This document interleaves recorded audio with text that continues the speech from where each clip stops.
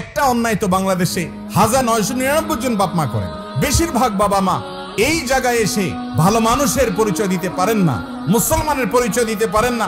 কিয়ামতের ময়দানে বহু হাজী সাহেব বাবা, বহু গাজী সাহেব বাবা, বহু দাড়িওয়ালা বাবা, বহু তাহাজ্জুদ গুজার বাবা, বহু নেকামলকারী বাবা, বহু দানকারী বাবা, বহু কোরআন তেলাওয়াতকারী বাবা, বহু জিকিরকারী বাবা, বহু নেককার বাবা, বহু মসজিদ প্রতিষ্ঠাকারী বাবা, বহু মাদ্রাসা প্রতিষ্ঠাকারী বাবা, বহু আলেম বাবা আল্লাহর কাছে ধরা পড়ে যাবে এই একটা জায়গাতে যে ছেলেকে সম্পদ দিয়েছেন, সম্পদে মেয়েকে দিয়ে যান নাই, নিজে যে জীবিত থাকতে অন্যায় করে গেছেন, সেটা হলো সম্পদ থেকে মেয়েকে বঞ্চিত করা। মনে করে যে মেয়েকে দিলে লাভ কি, এটা তো পরের বাড়িতে চলে যাবে, ঠিক না?